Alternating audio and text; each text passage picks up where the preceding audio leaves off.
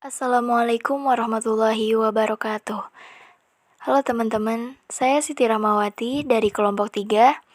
Di sini saya dan kelompok saya akan memaparkan materi tentang perencanaan dalam manajemen pendidikan. Di sini saya berkelompok dengan Mita dan Kamilato Zahrawijaya. Nah, di sini dalam perencanaan pendidikan bahwasanya ada yang namanya proses perencanaan pendidikan tingkat satuan pendidikan.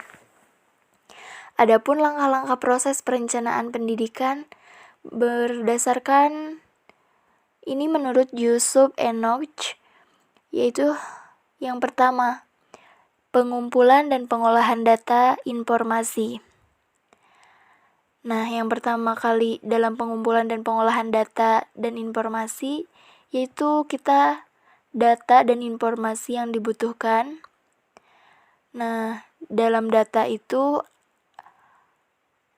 pada tingkatannya satuan pendidikan untuk dikumpulkan dan diolah adalah data sebagai berikut. Yang pertama itu ada berdasarkan sifatnya. Biasanya data ini sifatnya apakah itu kualitatif atau kuantitatif. Nah, itu berdasarkan sifatnya. Terus ada yang berdasarkan sifatnya sumber. Apakah itu data internal atau data eksternal? Data internal biasanya berasal dari lembaga pendidikan yang bersangkutan. Sedangkan data eksternal yaitu berasal dari luar pendidikan yang bersangkutan. Terus ada juga berdasarkan menurut cara memperolehnya. Itu ada data primer dan data sekunder.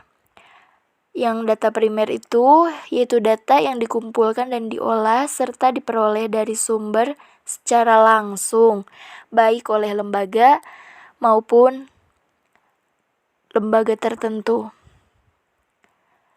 Yang kedua itu ada data sekunder, data yang dimana diperolehnya dalam bentuk sudah jadi, ya sudah dikumpulkan oleh pihak lain, biasanya yang sudah dipublikasi.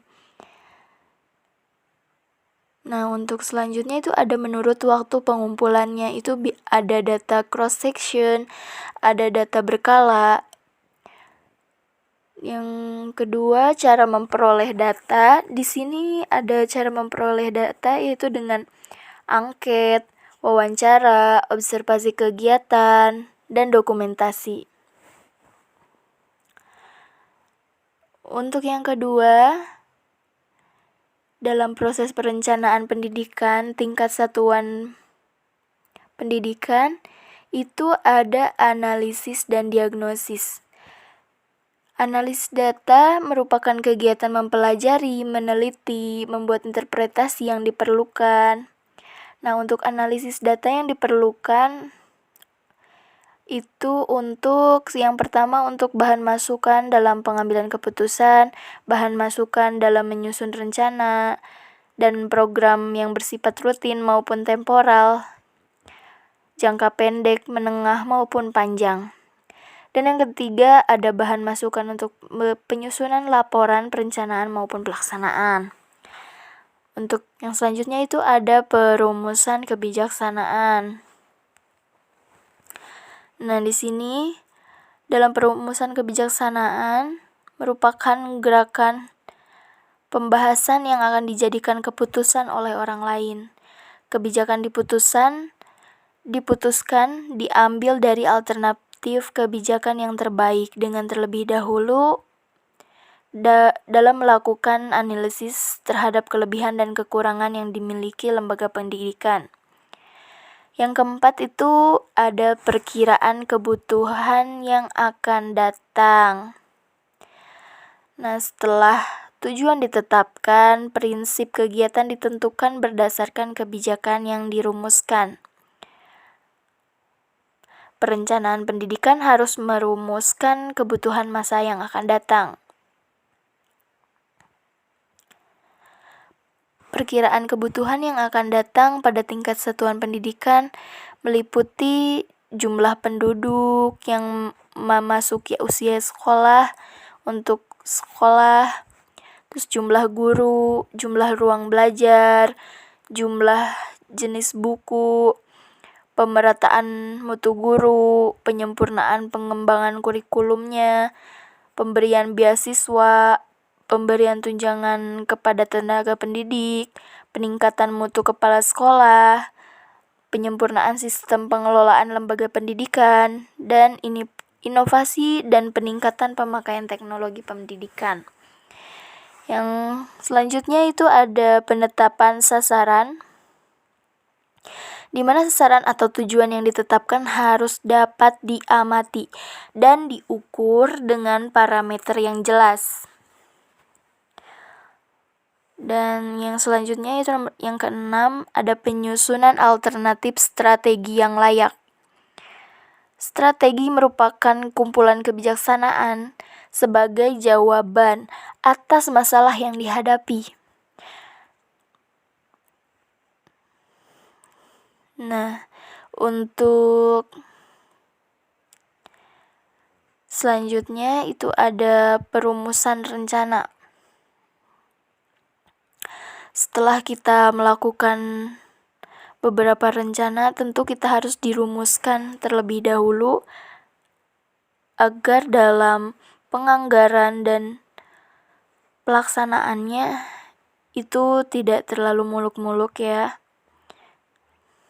Nah, tujuan perencanaan ini yaitu substansinya ada 2 aspek, yaitu yang pertama penyajian serangkaian rancangan keputusan untuk disetujui komite sekolah dan mempersiapkan pola kegiatan secara matang bagi berbagai bidang kerja yang bertanggung jawab dan melaksanakan kebijakan.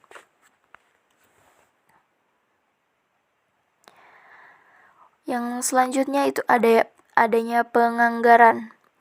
Perhitungan seberapa besar biaya yang dibutuhkan dan harus tersedia agar memenuhi semua kebutuhan yang sudah dirumuskan sebelumnya. Perencanaan pendidikan tingkat satuan pendidikan harus mengetahui sumber pembiayaan yang berasal dari pemerintah. Anggaran tingkat satuan pendidikan dialokasikan untuk kegiatan rutin belajar mengajar maupun kegiatan pengembangan baik fisik, akademik, peningkatan pelayanan kepada siswa, maupun peningkatan kesejahteraan personil yang ada di sekolah. Selanjutnya itu ada rincian rencana. Nah, yang pertama itu adanya penyusunan program. Membagi rencana dalam beberapa kelompok pembagian kegiatan, pembagian rencana dalam kelompok bertujuan agar satuan kegiatan menjadi semakin jelas, baik sasaran, pelaksanaan, hasil yang diharapkan di jadwal, sarana biaya yang diperlukan. Dan yang selanjutnya itu ada identifikasi dan perumusan proyek. Setiap kelompok kegiatan merupakan suatu unit kegiatan dari suatu program yang dilakukan untuk keperluan memudahkan pelaksanaan dan perhitungan pembiayaan.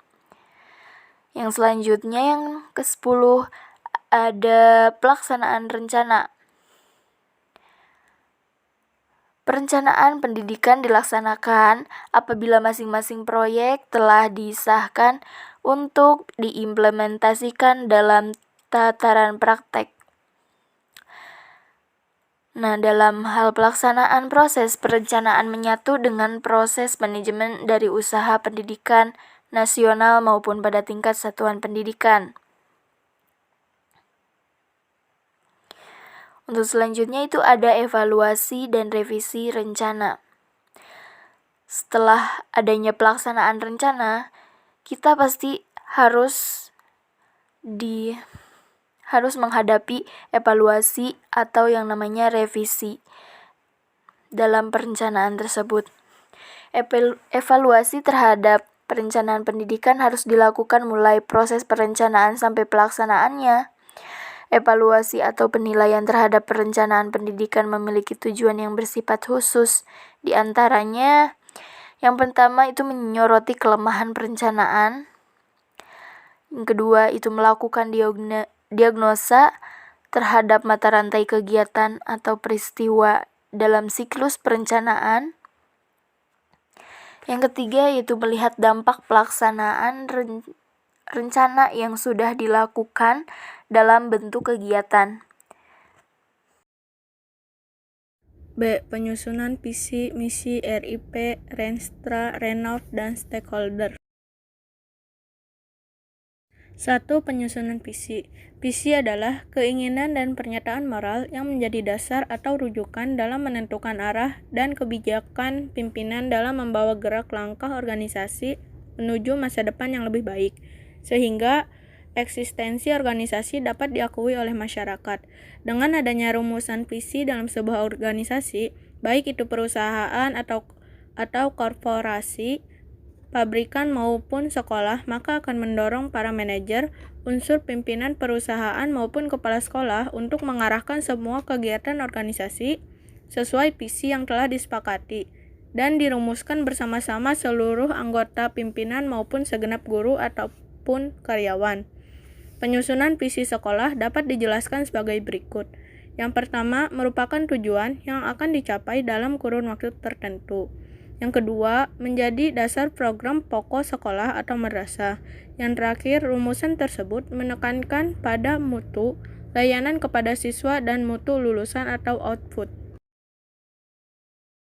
2. Penyusunan misi organisasi.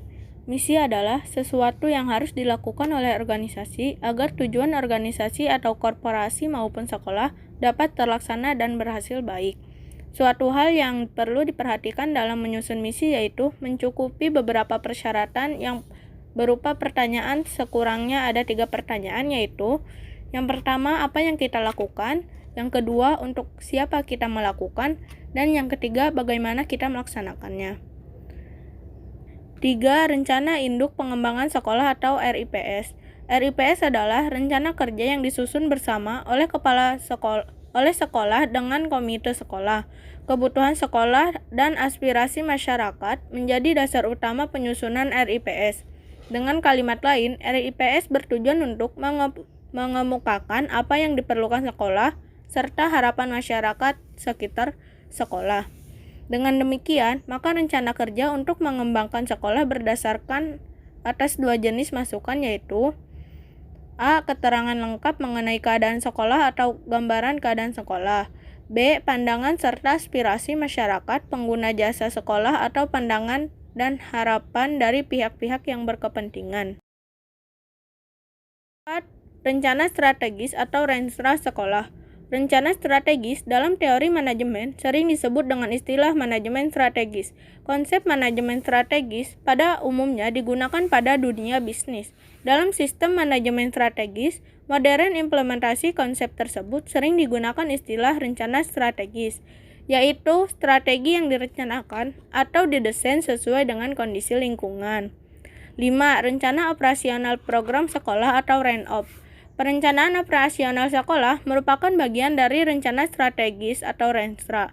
Lebih mengarah pada bidang fungsional, sifatnya sangat spesifik dan khusus atau bidang tertentu. Rentang waktunya sangat pendek, misal 1 semester atau 1 tahun. Pendekatan dalam membuat rencana menurut Hussein Umar 2001 ada beberapa pendekatan, yaitu yang pertama, pendekatan atas bawah, top-down approach.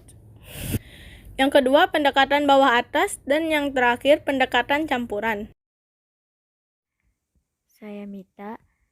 Saya di sini akan melanjutkan materi yang ke-6, yaitu pengembangan kerjasama dengan stakeholder. Pengertian stakeholder secara etimologis berasal dari bahasa Inggris, dari kata stake yang berarti to give support to, artinya pemberi support, sedangkan holder berarti pemegang. Jadi, stakeholder pendidikan dapat diartikan sebagai orang yang menjadi pemegang sekaligus pemberi support terhadap pendidikan atau lembaga pendidikan. Adapun pengertian dari stakeholder secara terminologis adalah pemangku kepentingan, yaitu kelompok atau individu yang dukungannya diperlukan demi kesejahteraan dan kelangsungan hidup organisasi. Adapun menurut Brown tahun 2001, stakeholder is a person who has something to gain or lose through the outcomes of a planning process. Yang ketujuh, ada macam-macam stakeholder. Beberapa ahli membagi ada beberapa macam stakeholder, yaitu yang pertama, stakeholder utama atau primer, yaitu stakeholder yang memiliki kaitan kepentingan secara langsung dengan suatu kebijakan, program, ataupun proyek. Mereka ditempatkan sebagai penentu utama dalam proses pengambilan keputusan. Yang kedua, ada stakeholder pendukung atau sekunder, yaitu stakeholder yang tidak memiliki kepentingan secara langsung terhadap suatu kebijakan atau program, tetapi memiliki kepedulian, concern, dan punya rasa empati serta keprihatinan, sehingga mereka turut bersuara dan berpengaruh terhadap keputusan resmi. Yang ketiga, ada stakeholder kunci, yaitu merupakan stakeholder yang memiliki kewenangan legal dalam pengambilan keputusan sesuai dengan levelnya, bisa eksekutif, legislatif, atau instansi terkait. Misalnya, pemerintah kabupaten, DPRD kabupaten, dinas terkait yang menangani proyek. Demikian dari saya. Baik, itulah pemaparan materi dari kelompok saya. Mau kurang dan lebihnya mohon maaf, karena kekurangan itu kesalahan pure dari kami dan kelebihan itu datangnya dari Allah. Ditutup, wabillahi taufiq wal hidayah. Wassalamualaikum warahmatullahi wabarakatuh.